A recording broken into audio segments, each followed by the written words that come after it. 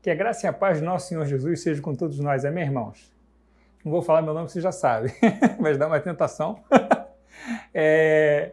Bom, vamos hoje para a nossa aula 5, primeiro capítulo de Mateus, aula 5, quinta aula dos Evangelhos, amém? Primeiro capítulo. Lembrando, isso aqui é o nosso fio condutor, é Mateus, capítulo 1, e a gente está trabalhando alguns textos que ajudam a preencher esse primeiro capítulo de Mateus. E aqui a gente está falando de Lucas 1, 26 e 38. Na aula passada, na aula 4, a gente falou de Maria, ok? Se você quiser, você assiste a aula 4, se você ainda não assistiu, ok?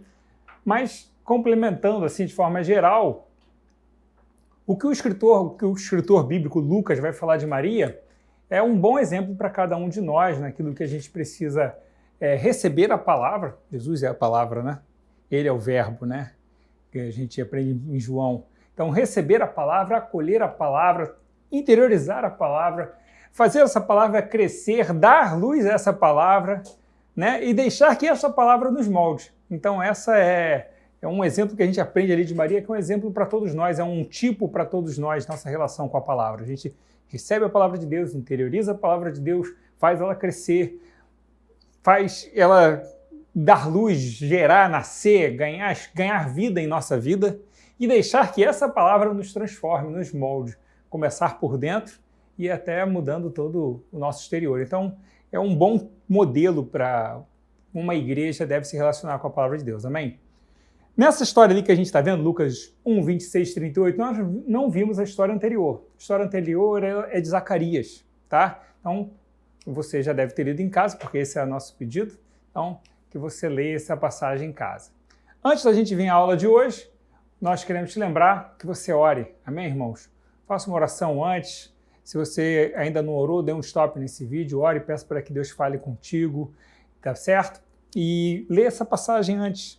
Leia Mateus, leia Lucas, capítulo 1, e aí você vai ver o que Deus vai falando contigo, e depois você vem e assiste as nossas aulas, porque o importante é que você também tenha seu relacionamento com Deus e que Deus também vai falando no teu coração. Amém?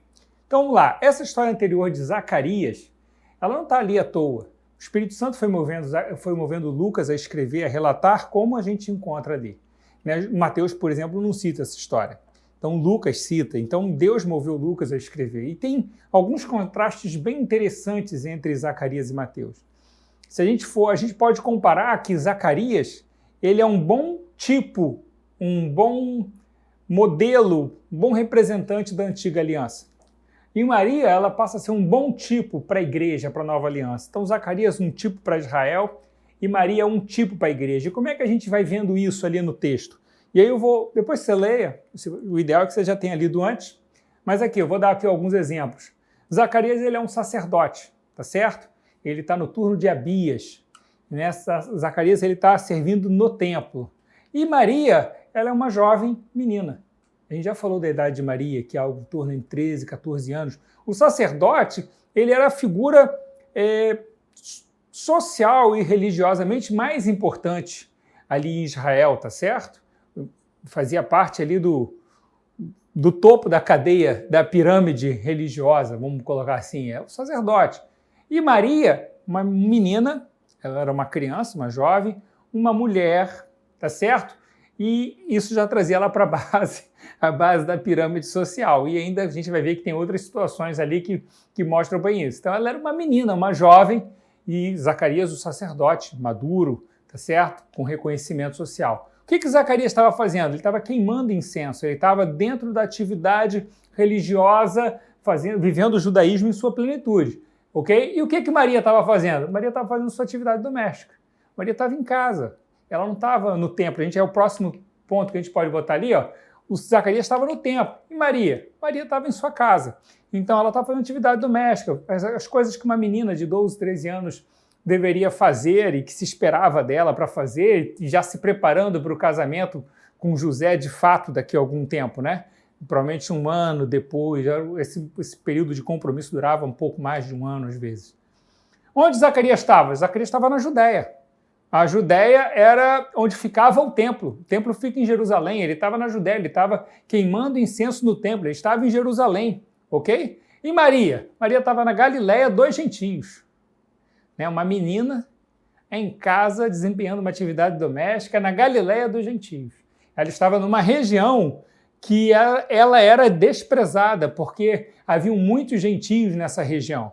Então, os galileus, eles religiosamente, eles eram um pouco mal vistos ali pelos judeus de Jerusalém, que se achavam mais fiéis, mais cultos, mais conhecedores, mais seguidores da Torá e das tradições e por aí vai.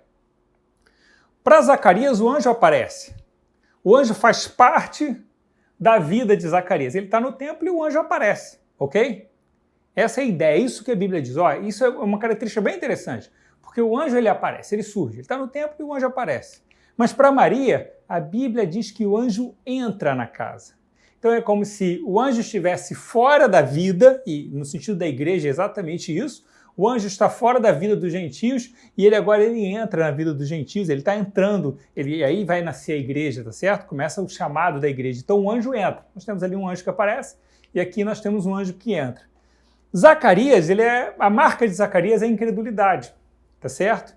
E essa é uma característica que a gente vai encontrar, uma das críticas que Jesus vai fazer ao povo de Israel e principalmente aos saduceus. Os saduceus, eles não acreditavam em anjos, os saduceus não acreditavam em vida pós-morte, os saduceus não acreditavam em ressurreição. Eu não sei nem muito bem o que os saduceus acreditavam, não acreditavam em tanta coisa, mas basicamente os saduceus, a gente já falou sobre os saduceus lá no iniciozinho, nas nossas primeiras 4 aulas de introdução aos evangelhos. Vai lá numa daquelas 4 aulas lá, a gente fala sobre os saduceus e sobre os fariseus. Maria é assombro. A Bíblia é bem clara quanto a isso. Em nenhum momento a Bíblia diz que Maria teve incredulidade, mas Zacarias sim, tá certo? Zacarias, a mensagem do anjo é que ele seria o precursor. O filho dele seria o precursor. Mas o filho de Maria é o Messias. Então, de algum modo, a nova aliança ela é a aliança do Messias. E a antiga aliança, ela aponta para o Messias, não é certo? E Zacarias, o anjo fala para ele assim, fique em silêncio, não fale, você não vai falar. E ele sai dali em silêncio, ele não pode falar. É interessante porque João Batista é o Elias. É importante que você entenda isso. E o judeu, o que ele mais esperava é o Elias. Porque para que o Messias viesse, o Elias tinha que vir primeiro. Então João, olha só, Zacarias está no templo e o anjo avisa para ele que o filho dele seria o Elias.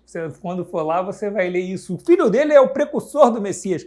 Essa é a notícia que todo aquele núcleo do templo está esperando. Mas quando Zacarias sai, a ordem do anjo é silêncio, você não pode falar. E Zacarias sai de lá, muda, ele não consegue falar, ele não pode dizer. Tá certo? Maria não. Maria sai de lá e anuncia, ela sai para falar, ela sai para contar.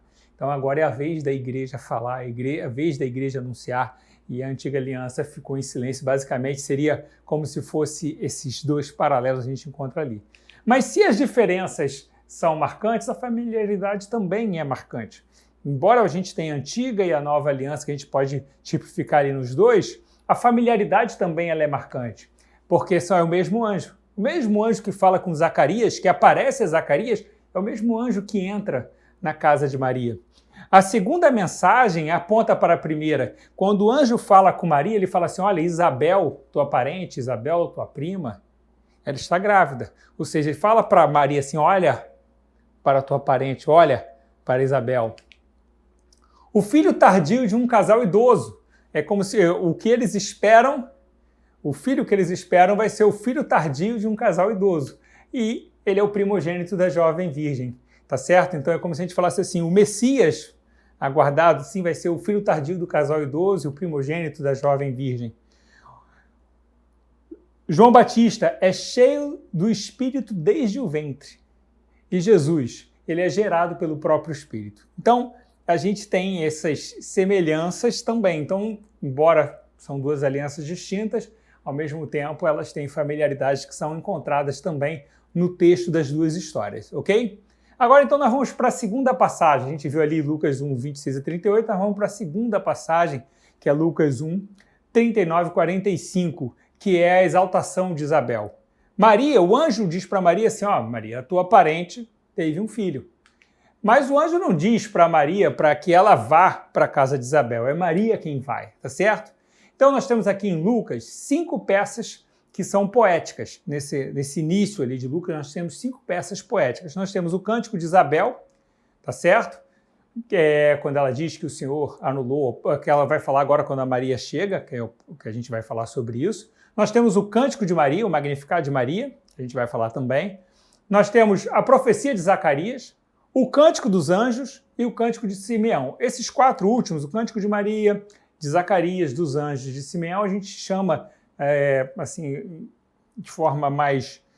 para estudar o texto, né? Se a gente for fazer um estudo da forma, a gente chama de cânticos de exaltação, tá certo? Aqui essa é a passagem de Lucas, capítulo 1, 39 a 45. Naqueles dias, ou seja, logo depois que o anjo fala para Maria, né, que o Espírito Santo viria sobre ela e a envolveria, o poder do Altíssimo envolveria ela, então o que seria gerado nela seria do Altíssimo, seria gerado pelo Espírito Santo, e ele diz que Maria, sua parente, sua prima, estava grávida, então, tipo assim, já era o 6º mês, Maria, dispondo-se, vai apressadamente para a região montanhosa, ou seja, nos próximos dias, Maria se dispôs e foi para a região montanhosa apressadamente, para a cidade de Judá. A distância é mais ou menos 100 quilômetros. A gente precisa entrar tentar entrar na vida de Maria. Maria é uma jovem de 13, 14 anos, como a gente já tem falado isso. Ela está na casa de Zacarias e saudou Isabel. Uma saudação provavelmente típica do judaísmo, né? Que a paz seja com todos nessa casa. Ouvindo esta saudação de Maria, Isabel, a criança lhe estremeceu no ventre. Então Isabel ficou possuída do Espírito Santo. Mais uma vez, isso é muito importante a gente citar aqui. A gente já falou isso na aula passada sobre o que era gerado em Maria, era do Espírito Santo, o que foi gerado, não o que nasceu. Então, desde o momento lá, dos primeiros movimentos celulares, das primeiras divisões celulares, Jesus já era santo, já era do Espírito Santo. Então, essa é uma posição que a igreja precisa ter como valor. A vida do ser humano desde a geração, desde a concepção. João tem 6 meses. Pouca gente hoje em dia acha que um ser humano com 6 meses gestacional não é um ser humano. Mas infelizmente tem gente que pensa assim. Mas Jesus tem alguns dias.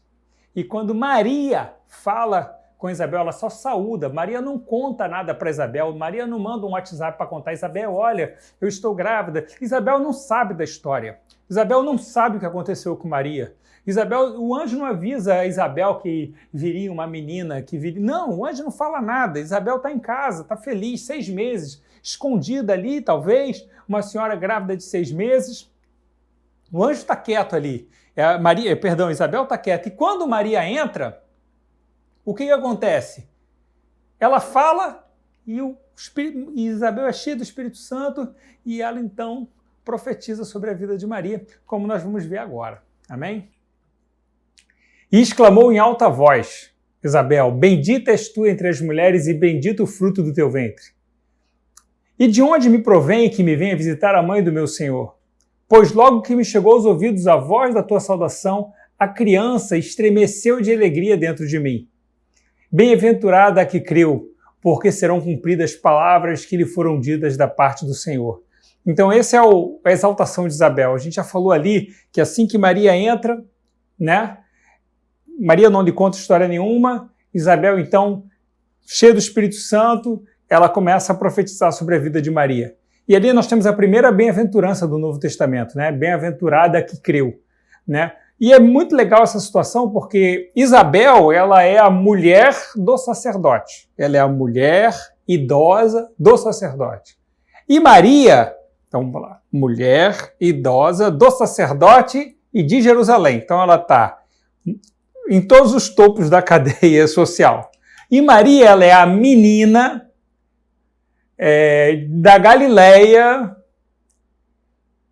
que não era mulher de ninguém, prometida a José, e quando e Maria chega na casa de Isabel, e Isabel é revelada pelo Espírito Santo quem é que está dentro da barriga de Maria, Isabel, na mesma hora, ela bendita é tu entre as mulheres e bendito o fruto do teu ventre, e de onde me vem E de onde provém que me venha visitar a mãe do meu Senhor? Né? Isabel não pensa assim, que absurdo. Eu, a mulher do sacerdote, eu tenho experiência, sou eu quem tinha que ser a mãe do Messias. E não essa menina de 13 anos, quem é ela para ser a mãe do Messias? Você vê que não tem essa sensação de ciúme, essa competição ali. Quando Maria chega e que Maria conta, e as duas são cheias do Espírito Santo, a gente vai ver que tem um magnificado de Maria. Então ali a gente encontra comunhão, no seio da igreja. Isso é uma coisa importante. É a gente se alegrar com a obra de Deus na vida do irmão. Né? A gente aprende isso com Isabel. Isabel, ela é o topo, e a Maria seria a base. E Maria espera o Messias.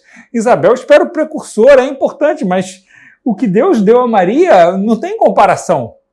Mas você não encontra esse sentimento de mesquinhez em Isabel, muito pelo contrário.